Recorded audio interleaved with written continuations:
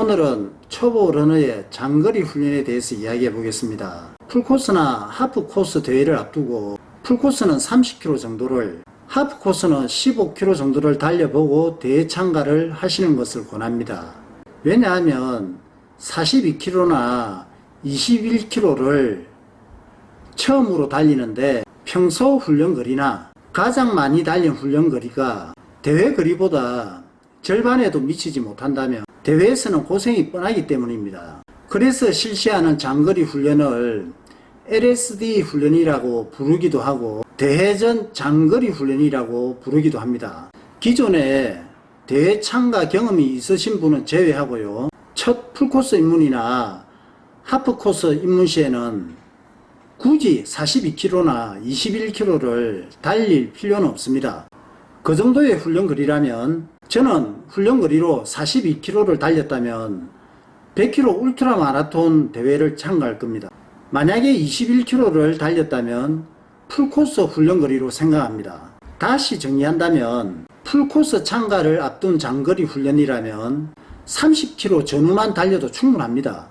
여기서 30km 전후라는 것은 28km나 29km만 달려도 되고, 힘이 남으면 31km, 32km를 달려도 된다는 겁니다. 부산에서는 장거리 훈련 장소로 해운대에서 많이들 하시거든요. 동백섬에서 송정 지나가서 기장, 대변 이 코스로 장거리 훈련을 많이 하십니다.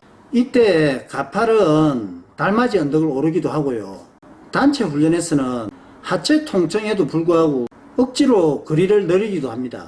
이것은 부산의 러너뿐만이 아니라 대다수의 초보 러너들도 비슷한 훈련을 하실 겁니다. 저는 초보 러너들에게 장거리 훈련을 이렇게 하시라고 권합니다. 장거리 훈련 장소는 가장 달리기 쉬운 곳을 선택하십시오. 첫 번째는 평지입니다. 동일한 거리를 달릴 때 언덕 코스는 힘들기만 합니다. 그리고 여러분의 운동 의지를 깎아먹게 됩니다. 트랙도 마찬가지입니다. 한 바퀴 400m의 트랙은 뺑뺑이만이 아니라 트랙의 우레탄은 충격을 흡수해서 속도와 시간을 잡아먹는 좋지 못한 장거리 훈련 장소입니다. 많은 사람들이 차가 달리지 않는 안전한 훈련 장소를 권할 겁니다. 저는 차가 달리더라도 아스팔트 주로가 최고라고 생각합니다. 일단은 아스팔트가 달리기에서는 최고의 주로 상황입니다. 착짓이 탄성이 좋아서 스피드가 잘 나갑니다. 주로가 울퉁불퉁하지 않아서 발의 피로도를 최대한 낮춰주고요. 무엇보다 도로는 심심하지 않아서 달리기에서 지겨움이나 고통을 최소화시켜줍니다. 이 외에도 장점은 많지만 그동안 제가 많이 강조해왔고 오늘의 주제가 아니기에 패스하겠습니다. 그러니까 평지의 아스팔트 주로에서 장거리 주로 하시라는 말입니다. 그리고 가장 중요한 문제죠. 거리를 정했으면 그 목표 거리를 꼭 채워야 하는가? 장거리 훈련은 거리를 정하여 달리기보다는, 그런데 다들 처음에 이렇게 달리시죠. 오늘 달릴 수 있는 나의 최대치, 억지로 끌고 가는 최대치가 아닙니다. 나의 최대치까지 달리고 멈추세요. 그러면 오늘 내가 달릴 수 있는 나의 최대치의 거리가 15km였다. 그러면 15km에서 멈추는 겁니다. 물론 풀코스를 대비한 장거리 훈련이었다 하더라도 말입니다.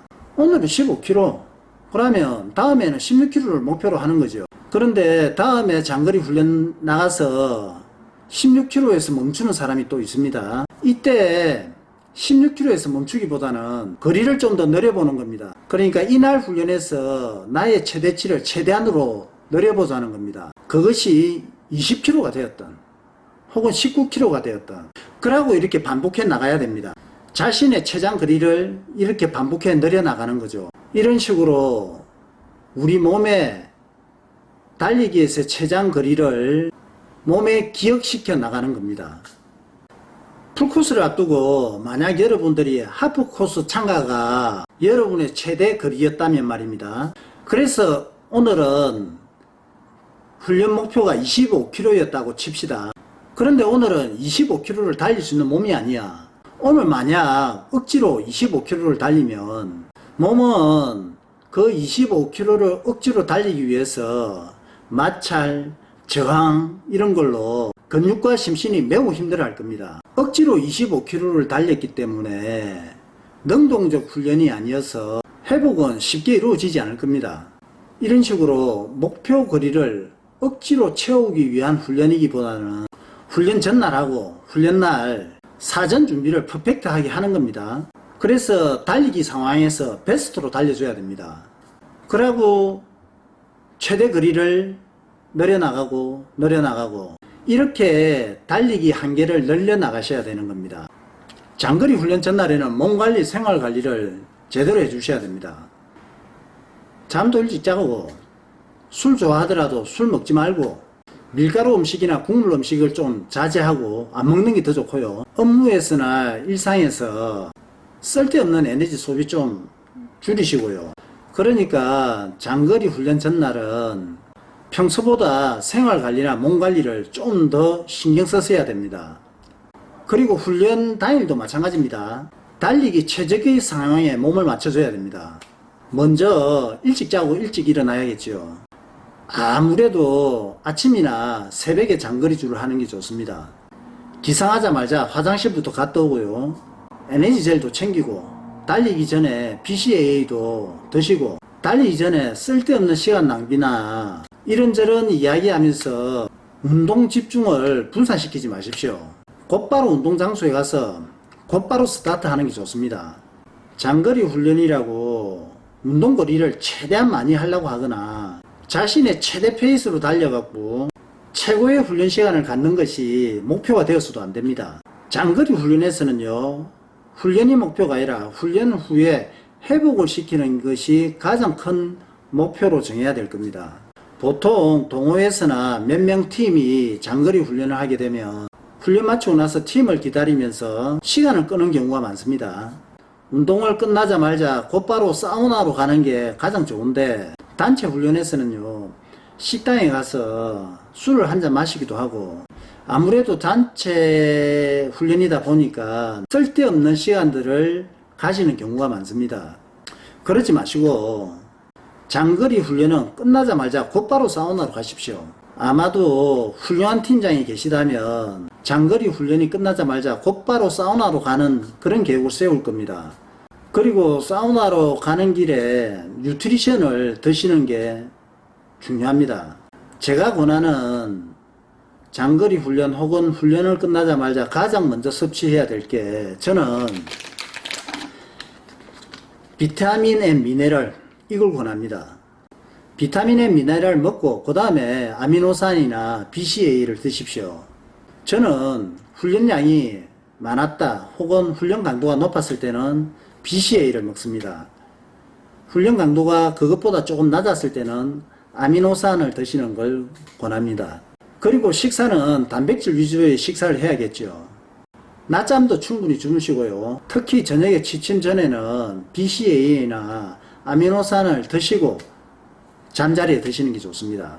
그러면 다음날 일어나서 피로는 깔끔하게 사라져 있을 겁니다. 이상 초보 러너들의 장거리 훈련에 대해서 이야기해 봤습니다. 감사합니다.